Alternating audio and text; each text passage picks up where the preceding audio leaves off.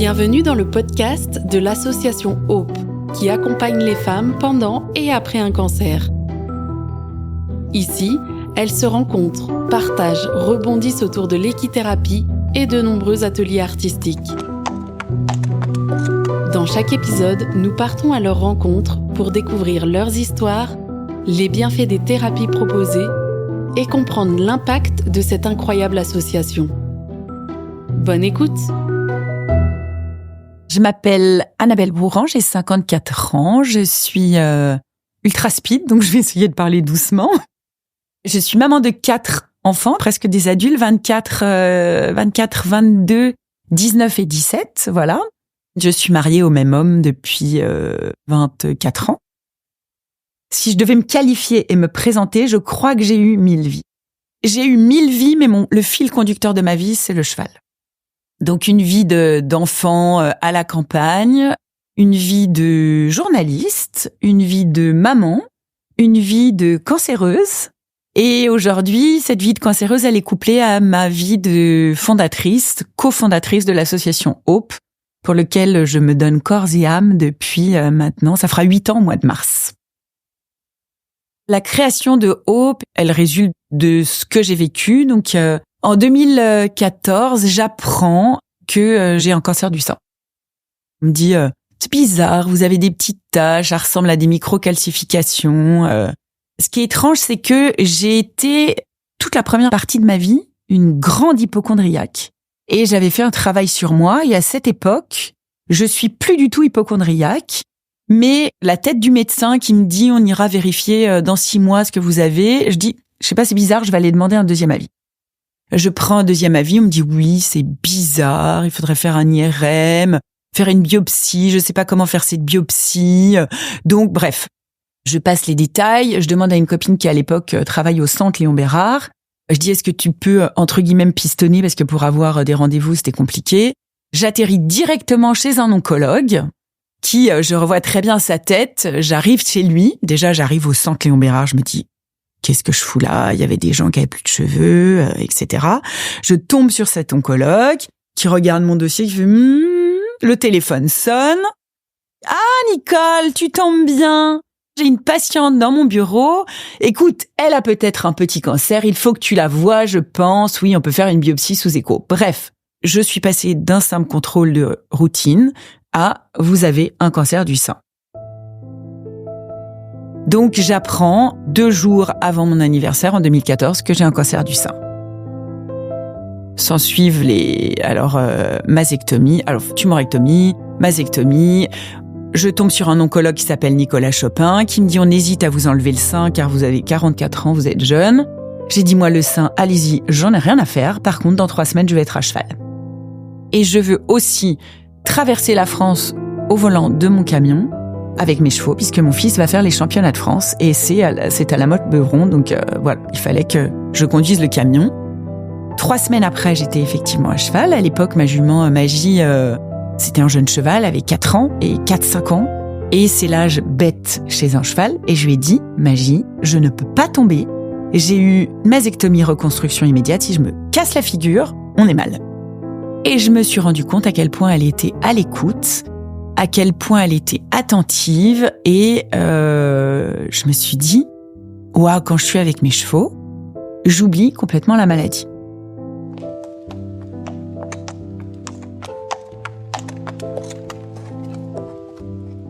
À l'époque, l'oncologue Nicolas Chopin, avec qui je fais plus ample connaissance, puisque j'étais en train de monter mes écuries, aux écuries du château de Nédan. Donc, au moment où j'apprends ce cancer, je suis en même temps en train de réaliser mon rêve de petite fille, de monter ces écuries. Et je me dis, il n'y a pas de hasard dans la vie. Je dis à Nicolas, pourquoi est-ce qu'on ne monterait pas une association où on aiderait les femmes qui viennent d'avoir un cancer, où on leur ferait faire de l'équithérapie et aussi de la peinture, puisque pendant toute cette période, j'ai beaucoup peint aussi, et je me suis rendu compte qu'être avec mes chevaux et faire de la peinture, eh bien, j'oubliais complètement la maladie. Donc, Nicolas m'a dit pourquoi pas, on a demandé des avis à d'autres personnes, ils ont dit, des associations comme vous, il y en a plein, et moi j'ai dit à Nicolas, écoute, moi, quand je décide un truc, je le fais, c'est pas la peine de me freiner, de toute façon, je veux tester ce truc. Donc, j'ai trouvé dans mon village, à Saint-Sergue, 4000 âmes, 12 femmes qui avaient un cancer du sein, parce qu'au début, on n'était que sur les cancers féminins et les cancers du sein. Et j'ai dit, est-ce que vous voulez tester la formule? On a testé équithérapie, peinture, et ça a été magique. Les retours qu'on a eus étaient absolument incroyables. Donc j'ai dit à Nicolas, voilà, on va monter cette association. On a fait un brainstorming familial avec les enfants et mon mari. Mon mari m'a dit, il faut qu'on trouve un nom qui soit impactant parce que te connaissant, ça va pas être une petite asso et tu vas faire 1000 trucs avec. Donc on a cherché, il fallait que ce soit un nom qui résonne aussi en anglais. Et puis on a trouvé Hope, Help, Woman parce qu'on mettait le petit W mais le gros O à côté, by Painting and Equestrian Experience. C'est comme ça qu'est née l'association. Elle est née le 27 avril de mémoire 2014. Quelques jours avant, mon oncle est décédé d'un cancer. Et une pouliche est née tout début avril, quand on venait de fonder l'association. La lettre de l'année, c'était le H, et elle s'est appelée Hope. Au début, on était sur des journées découvertes, ce qui existe aujourd'hui. On a 7 antennes en France et une en Suisse. Et aujourd'hui, c'est toujours le cas dans tous ces centres. C'est une journée de découverte de l'équithérapie et de l'art. Et derrière, 4 après-midi de suivi en équithérapie. On a mis en place un protocole qui est déposé et qui a montré, à travers une étude d'impact, que lorsque ces femmes font ce suivi, elles repartent avec des outils et on a un taux de satisfaction qui est de 97%, ce qui est énorme. Alors la genèse, c'est on rentre chez Hope par des ateliers d'équithérapie ou des séjours. Derrière, on peut rester chez Hope et faire partie de la comédie musicale. Et c'est entre 15 et 25 femmes sur scène qui racontent le parcours de la maladie. Hope, si je dois résumer, c'est les 3 A, accueillir, accompagner et anticiper, puisqu'on a un volet aussi qui est anticipé avec des ateliers de dépistage, avec l'exposition qui s'appelle Cicatrices, qui a voyagé pas mal depuis le Covid, qui est une exposition où on a posé seins nus. C'était aussi un projet où tout le monde m'a dit, mais elle est complètement folle. J'avais dit un jour à un photographe, on ferait pas des photos pour montrer nos cicatrices. Puis au début, j'ai pris un groupe de 6 nanas. Elles m'ont dit, non mais là, vraiment, on va se mettre à poil. Je dis, je sais pas si vous avez envie de le faire, mais en tout cas, moi, j'ai envie de le faire. Je m'appelle Florence Cabu et j'ai atterri chez Hope en septembre 2019. Moi, j'ai commencé par l'art-thérapie. À un moment donné, il y en a une qui a dit si on faisait des photos de nos cicatrices. Et là, j'ai dit non, mais là, non, faut quand même pas abuser.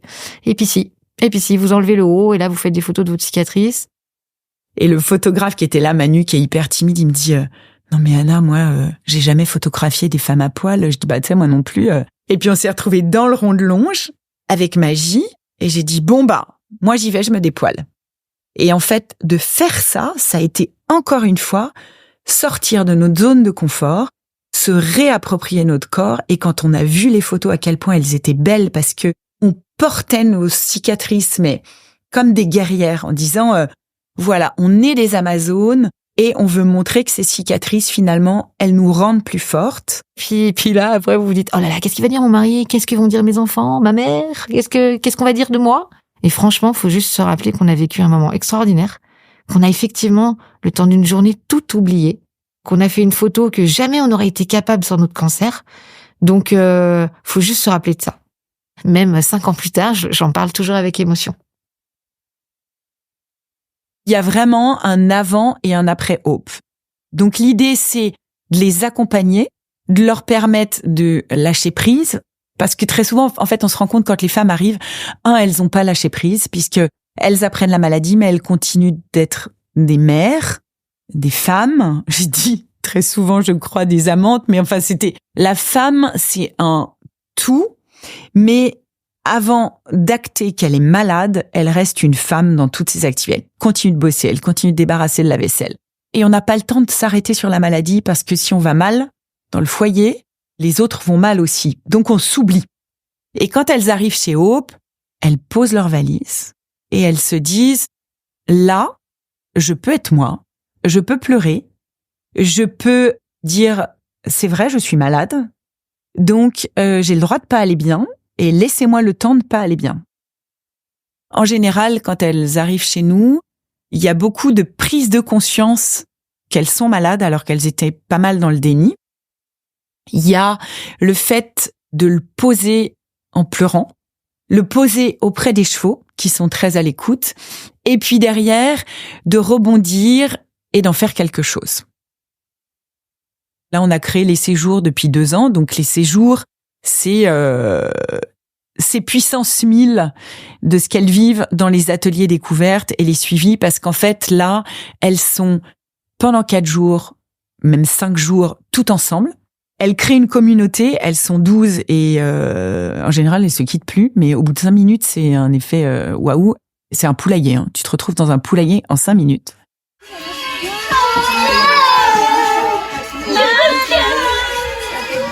Ça s'appelle de la concentration. Ouais.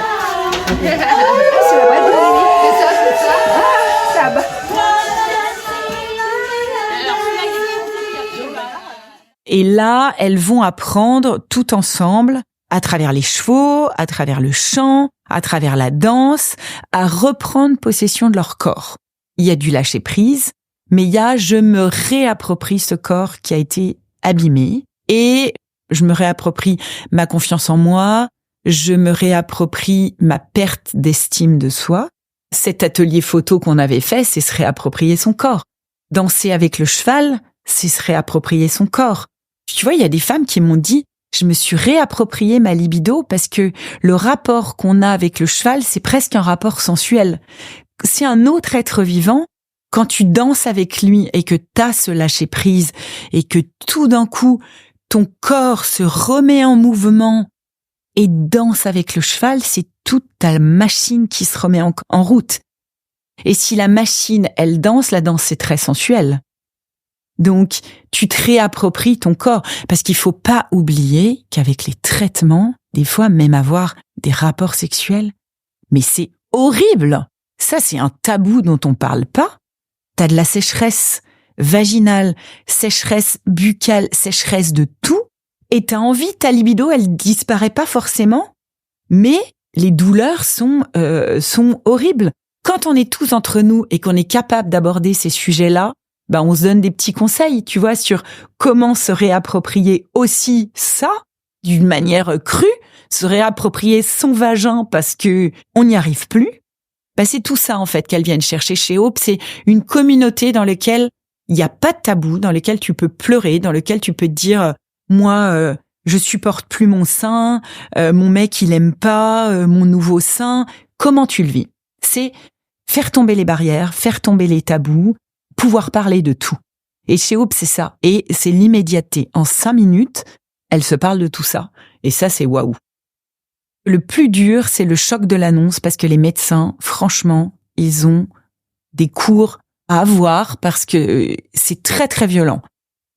La dernière fois, je suis tombée sur un radiologue qui a regardé mon nodule dans le genou et qui m'a dit je sais pas ce que vous avez, mais en tout cas, c'est hyper rare. C'est sûrement une métastase ou un cancer des tissus mous. Tu te prends ça en pleine figure alors que t'es hospitalisé et que t'as ton drain qui coule, voilà. Et cette annonce, c'est la pire qui soit. Parce qu'après, je te dis, une fois qu'on est dans les traitements, une fois qu'on est dans l'action, ça passe. Et après, c'est se réapproprier son corps parce que, tu vois, moi, c'était pas difficile pour moi de plus avoir de sein. J'aurais jamais dû remettre de prothèse. Ce qui a été difficile, c'est plutôt les douleurs et qui, des fois, sont quand même violentes. Mais je pense que le plus dur, c'est le choc de l'annonce. Le premier jour, elles vont faire des ateliers où on les fait se mettre contre les chevaux. Et le cheval, il te permet de se lâcher prise parce qu'il représente un peu le cocon familial. Il est doux et chaud comme une maman, donc quand tu te mets à son contact, t'as envie de te lever contre lui, de pleurer, de te laisser aller. Et puis quand tu te retrouves dans un rond de longe avec un animal qui fait quand même 500 kilos, et qu'on te dit avec ta voix, ta posture, ton attitude, tu vas te mettre en connexion avec lui et tu vas lui demander des choses. Et là, quand elles se rendent compte qu'elles sont capables de faire ça, mais c'est explosif, quoi. C'est un truc. T'as des frissons quand tu vois les ateliers. Par exemple, l'atelier danse, je leur dis choisis une musique et ne pense à rien, mais fais ce que tu as envie de faire avec le cheval. Et là, dans les ateliers de danse, t'as les poils qui se hérissent parce qu'il se passe des trucs qui sont indescriptibles. Depuis quelque temps, j'arrive plus à monter à cheval. J'ai juste envie d'être avec mes chevaux et de travailler en liberté. Je mets de la musique et je danse avec eux. Et quand t'as ton cheval qui te suit, qui est derrière toi, c'est des moments, mais d'émotion vraiment, mais intenses. Il se passe quelque chose et du coup, tu te rends compte qu'une fois que t'es capable de faire ça, je crois que ça te donne des outils pour repartir dans ta vie. Et très souvent d'ailleurs de changer de parcours professionnel, parce que elles se rendent compte que elles ont plus envie de retourner au bureau, elles ont plus envie de repartir dans un parcours classique. Et c'est ça qu'on apporte chez Hope, je crois. Ce que m'a apporté Hope, c'est les éclats de rire, le partage, les larmes aussi, parce qu'il faut pas se leurrer. Je veux dire, il y a aussi les larmes, mais c'est des bonnes larmes. Je veux dire, elles peuvent être autant de joie que de peine. C'était la première fois que je découvrais les relations avec un cheval, et j'ai trouvé ça magnifique, très puissant. J'avais beaucoup de choses que j'essayais de garder en moi et tout. Et en fin de compte, avec Hope, j'ai pu vraiment me libérer, m'exprimer, partager avec d'autres personnes qui avaient le cancer. Et on a créé de très belles amitiés. Après chaque séance, je me sentais libérée d'un poids. J'avais l'impression d'avoir retrouvé ma joie de vivre. Et j'ai compris que cet accompagnement m'avait aidé à me délester de soucis, de colère, de tristesse, d'inquiétude, de peur. Le contact avec le cheval, ça nous oblige à être dans l'ici et le maintenant, d'être là, posé, un peu en pleine conscience de ce qu'on fait. L'équithérapie, c'est un moyen de mettre en exergue ses émotions, de faire révéler tout ce qu'on a enfoui. Ça transforme en fait. J'ai mis des mots sur mes mots. J'ai appris à travers l'équithérapie à me regarder vraiment, à regarder même l'intérieur de mon cerveau pratiquement et de mon cœur et à me dire, si tu veux avancer dans la vie et même continuer à apporter aux autres, il faut peut-être que tu prennes un peu plus soin de toi et que tu écoutes ta petite voix qui te dit que tu as envie de faire telle chose ou pas.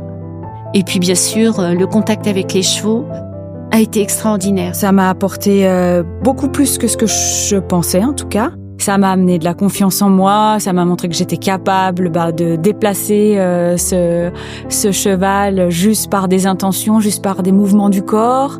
Ça m'a fait beaucoup de bien. J'ai commencé à apprendre à lâcher prise. C'était pas évident, mais je me suis lâchée. Enfin, les émotions sont sorties. Ça m'a vraiment aidé à faire une espèce d'introspection aussi, de ce que je voulais, de ce que je voulais plus, concernant mon métier aussi, de où j'en étais. Je crois que ça a été un réveil de quelque chose. On repart vraiment léger et le cœur bien rempli.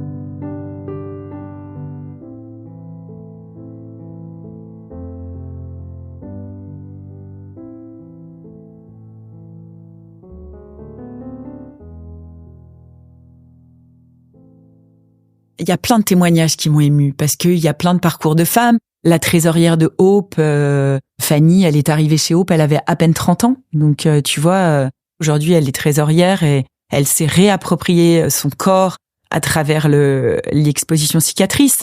Il y a Florence qui fait partie de la comédie musicale, qui est sortie de sa zone de confort parce qu'elle a fait des photos, elle a changé de vie, elle est thérapeute chez Hope. Et puis aujourd'hui, elle chante. Et il y a Mona. Mona, elle est arrivée chez Hope parce que notre copain photographe Manu m'a dit j'ai une copine qui vient d'apprendre qu'elle a un cancer, elle va très très mal. Est-ce que tu peux la prendre? Il m'appelle 2 jours avant un séjour. Je dis Manu, j'ai pas de place. Et il y a eu un désistement. Et Mona est arrivée, mais elle est arrivée dans un groupe de femmes qui, elles, avaient passé les opérations, les chimiothérapies, les radiothérapies, et elle venait d'apprendre qu'elle avait un cancer. Donc elle est arrivée le premier jour, et elle s'est pris tous ces témoignages en pleine figure. Elle s'est dit, punaise, et elle a failli partir. Une femme sublime, avec des longs cheveux frisés, et en fait, elle est restée jusqu'au bout.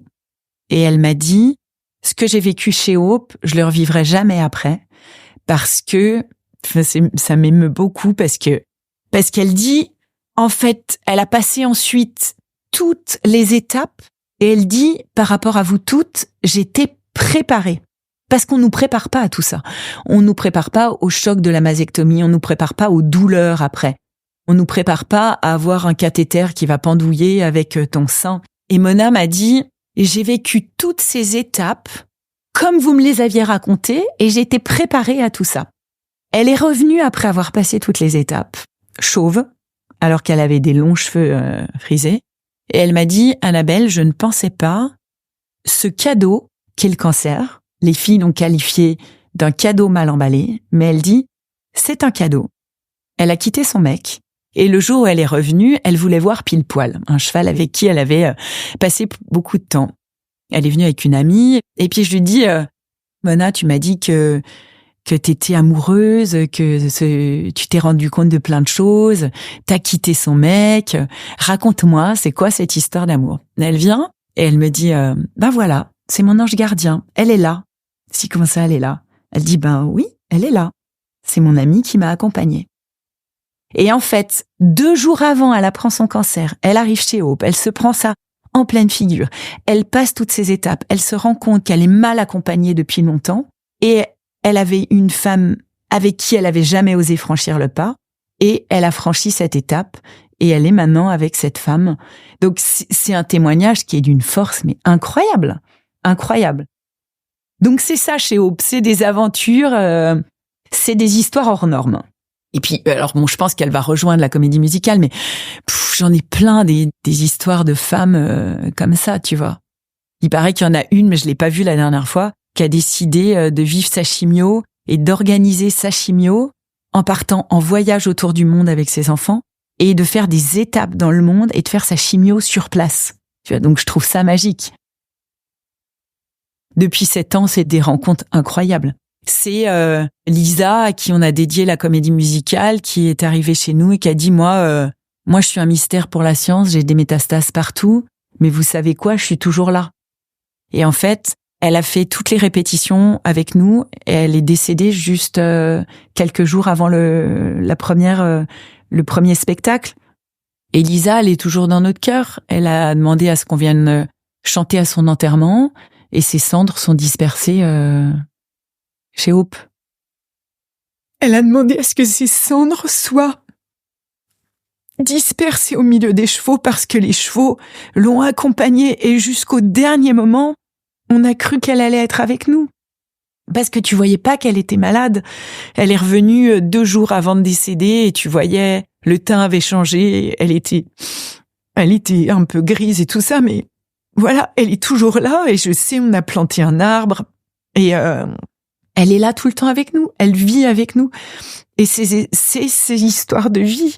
Voilà, c'est cette communauté.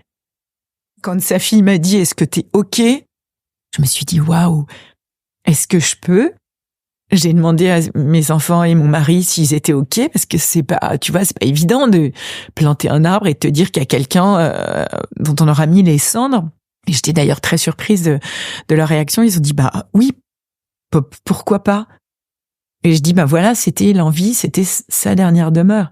Mais enfin, t'imagines, ça veut dire que les chevaux l'ont accompagnée. Et on a des photos d'elle, je me souviens avec Thierry, où elle était, mais solaire, c'était un truc de fou. Donc c'est ça l'histoire de Hope. On me demande souvent, est-ce que je suis fière, est-ce que je me rends compte? C'est les psys qui m'ont suivi, qui m'ont dit, est-ce que tu te rends compte de tout ce que tu as créé? Oui et non. Parce qu'en fait, j'ai 1000 idées à la seconde et que je suis déjà dans la suite. Donc là, je veux faire une tournée d'Elles étaient une fois les optimistes. On est en train de réaliser un documentaire et je vais en faire une fiction. J'ai besoin, mais c'est sûrement parce que j'ai une urgence de vivre, hein. Chaque fois que j'ai des nouveaux examens, je sais que tout peut rebasculer à chaque instant. Donc, je veux sûrement laisser une trace. Des fois, on me le dit, tu vois, la journaliste de Paris Match, elle m'a dit, est-ce que tu te rends compte, Anna, de tout ce que tu as fait? C'est tellement précieux, tout ce que tu as fait. Peut-être que tu sais, il faut pas que je m'en rende compte. Enfin, je sais pas, peut-être que je vais me la péter sinon, enfin, j'en sais rien. En tout cas, je le fais pas pour ça. Je sais juste que moi, je pense que, ok, j'ai aidé plein de femmes, mais moi, je me suis aidée. Et les femmes me le rendent bien aussi. Parce que moi, j'ai pu tester ce que c'était que de faire partie de la communauté de Hope. parce que quand je suis tombée malade, la première fois, j'avais personne pour m'aider. J'avais juste ma famille. Mais la deuxième fois, j'avais toutes les optimistes et toute la communauté. Et en fait, je me suis rendu compte à quel point, ok, j'avais aidé des gens, mais tous les gens me le rendaient en retour. C'est-à-dire que moi, j'ai pu bénéficier aussi des soins de Hope. Et après, ok, je suis l'initiatrice de Hope, mais il y a mes meilleures amies qui m'ont suivie dans cette aventure, Juliette et Anne. Juliette, tu vois, elle fait partie du comité de direction. Il y a tous les ambassadeurs. Anne, elle fait partie du bureau de Lyon. Il y a toutes les filles maintenant. Emeline qui a créé la maison Hope. Florence, Yannick, toutes les équithérapeutes. Enfin, tous ces gens qui ont contribué. Sandrine qui aujourd'hui est secrétaire de direction. Aline qui cherche les partenariats. Aujourd'hui, Hope, c'est une vraie communauté. Et ça a grandi grâce à tous les ambassadeurs qui nous aident, grâce à tous les gens qui nous soutiennent. Et aujourd'hui, je suis plus toute seule. Mais oui, je sais ce que j'ai créé. Et mes enfants m'ont dit, Arthur m'a dit la dernière fois, maman, je sais pas ce que tu as, mais en tout cas, tu as quelque chose qu'on n'a pas, nous, les enfants. C'est une impulsion et d'embarquer tous les gens que tu rencontres avec toi. Et peut-être que c'est ça. Alors, je sais pas pourquoi j'ai ça. Est-ce que c'est l'urgence de vivre? Mais je sais que quand je rencontre les gens, oui, j'ai cette force de conviction immédiate qui fait que je les entraîne. J'ai une énergie, je pense, qui est hors norme et que je suis capable de transmettre de cette énergie. Et je la transmets aussi bien à mes chevaux et je la transmets aux humains. Et effectivement, quand je rencontre des gens, et ce qui ressort de tous les séjours, c'est « Anna, tu as une énergie hors norme et tu nous l'as transmise ». J'ai dit à la psy que j'apprenais à dire les choses aussi. Oui, alors on va dire que je suis fière de ce que j'ai créé. Voilà. Je suis fière surtout de mes chevaux parce que au départ, c'était des chevaux de compétition et ce sont devenus des chevaux d'équithérapie et des chevaux qui font de l'éthologie. Et je suis très fière d'eux parce qu'ils n'étaient pas destinés à ça et ils font un boulot de malade. Donc je leur dis merci 1000 fois. C'était il y a tout juste un an, 2024. Je décide d'enlever ma prothèse que j'ai toujours rejetée en fait. Je sais pas pourquoi j'ai mis cette prothèse. Peut-être parce que mon mari m'a dit t'as 44 ans, t'es un peu jeune, que l'oncologue Nicolas Chopin a insisté. J'ai mis cette prothèse et franchement, elle m'a fait schmir pendant 14 ans. Elle m'a fait mal. Elle m'a peut-être sauvé la vie, mais j'en paye encore le prix parce que j'ai mal aux bras, j'ai mal aux épaules, j'ai une tendinite, bon bref. 2024, je sens une petite boule sur ma cicatrice et j'avais pris date pour enlever cette prothèse en disant ok, je fais rien qu'un tout petit peu de lipomodelage, ça veut dire on te prend de la graisse, j'en ai pas beaucoup, mais au moins pour pas qu'il y ait un trou dans la poitrine. Et puis je découvre un petit caillou, on me fait passer mammographie, échographie, etc. On me dit c'est rien. Je dis ok, c'est rien, mais je demande au chirurgien plastique quand même, je dis vous me l'enlevez quand même parce que voilà. 3 jours après, l'oncologue suisse m'appelle, elle me dit écoute, t'as une récidive. Je dis comment ça j'ai une récidive? Ton petit caillou, c'était bien un cancer. Et je dis mais j'avais 5% de chance de récidiver. Vous m'avez dit que je devais pas arrêter l'hormonothérapie au bout de 5 ans. Comment je peux récidiver? Bah c'est faux, t'as pas de chance, c'est une récidive locale, mais c'est quand même une récidive. Donc, il faut te faire réopérer. Donc, il faut faire un PET scan. Il faut faire de la radiothérapie. La chimio, on sait pas. Je dis, putain, what, quoi? Tu recommences. Donc là, tu te dis, mais juste, c'est pas possible, quoi. C'est vraiment la grosse claque qui te tombe dessus. Derrière, j'ai passé un PET scan. J'avais un nodule dans le genou, dans la thyroïde. Donc, on m'a dit, peut-être, c'est des métastases. Enfin, bon, bref, je suis passée par tous les états émotionnels. Tu vois, là, on arrive dans la période où ça va faire 1 année. Donc, voilà.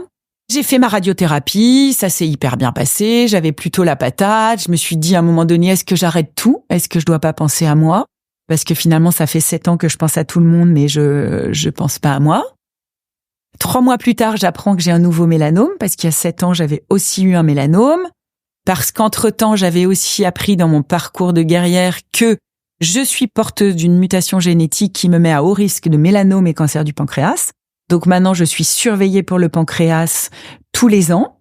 Effectivement, c'est celui qui fait le plus peur. Et tous les 6 mois pour les mélanomes, parce que je peux en fabriquer très régulièrement. Donc, j'ai plus droit au soleil, écran total, etc. Donc, je me suis repris une grosse claque dans la figure. Je pensais ralentir parce que tout le monde m'a culpabilisée en me disant tu vois, les parents, la famille, peut-être qu'il faut que tu ralentisses, peut-être que tu vas trop vite. Et puis en fait, du coup, j'ai pris la décision de voir une psy quand même. Et puis la psy, elle me dit mais vous, comment vous vous sentez, Annabelle? Je dis des fois, effectivement, je suis fatiguée parce que je donne beaucoup, mais moi, je veux pas m'arrêter de vivre. Moi, je veux vivre à 100 à l'heure parce que demain, tout peut s'arrêter.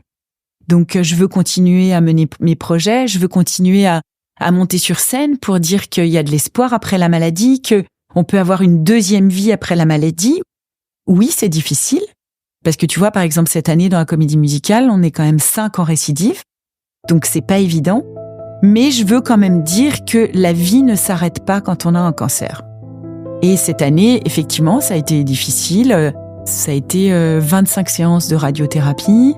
Je repars pour 10 ans de traitement d'hormonothérapie. Donc au début, là, pareil, je me suis dit, punaise, 10 ans. J'ai pris les premiers mois, alors j'ai pas eu trop les bouffées de chaleur et tout ça, mais je me levais le matin, j'avais l'impression d'avoir 80 ans, mal partout, voilà. Donc ce que je voulais dire, c'est que il faut trouver ses propres recettes et ce qui va nous aider à survivre, parce que c'est quand même de ça qu'il s'agit, hein.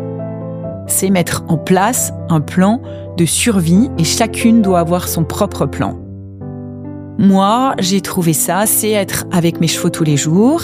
Là, je me rends compte que j'ai réussi à contrer toutes mes douleurs en faisant au minimum 1 heure de cardio par jour, plus 2 ou 3 séances de pilates par semaine. Donc, oui, ça prend du temps d'avoir un cancer. Je fais aussi de l'acupuncture, je vais voir quelqu'un qui me fait des massages thérapeutiques, je fais de la cryothérapie. Mais voilà, ça fait depuis avril, là que j'ai ce traitement, je crois que je commence à être stabilisée. J'ai plus de sautes d'humeur. Ouais, ok, j'ai des insomnies, etc. Mais ça, je suis quand même coutumière. Mais j'ai réussi à endiguer les grosses douleurs et à vivre avec ce traitement. Et je continue à vivre, et je continue à monter des projets, et je continue Hope. Donc, bien sûr, c'est ce que je dis dans le spectacle, c'est difficile la maladie. Mais très souvent, dans le spectacle, il y a beaucoup d'émotions qui sortent. Parce que oui, c'est difficile, on va pas dire que c'est pas difficile, c'est vraiment une claque. Et puis tu passes des examens tout le temps, donc à chaque fois, là c'était vendredi dernier, t'as la radiologue qui regarde ton dossier, qui te dit « Vous êtes un cas à vous ». Donc tout ça, c'est difficile. Mais le fait qu'on soit tout ensemble sur scène, le fait qu'on soit un groupe et une communauté très solide, je crois que ça nous aide. Donc si j'ai un conseil, c'est trouver vos propres recettes, ne vous arrêtez pas de vivre et surtout, ayez un entourage qui vit les mêmes choses que vous, parce que ça nous aide à passer toutes les étapes. Comme le disent les filles, le cancer peut être un cadeau certes mal emballé parce que tu te le prends en pleine figure. Si on prend le temps d'accuser le coup, derrière on peut vivre des moments magiques parce que tout ce qu'on vit n'a pas la même saveur. Mais vraiment, on vit beaucoup plus intensément. Et puis, je peux pas tous les remercier un à un, mais merci à tous d'être à mes côtés dans cette aventure formidable qui ne fait que commencer. On va fêter les 8 ans, mais j'ai encore plein de projets. On continue. Il y a la maison Hope à développer avec Emeline. Il y a la tournée des optimistes à développer. Il y a ce film qu'on va faire. Et voilà, donc merci à tous pour votre soutien.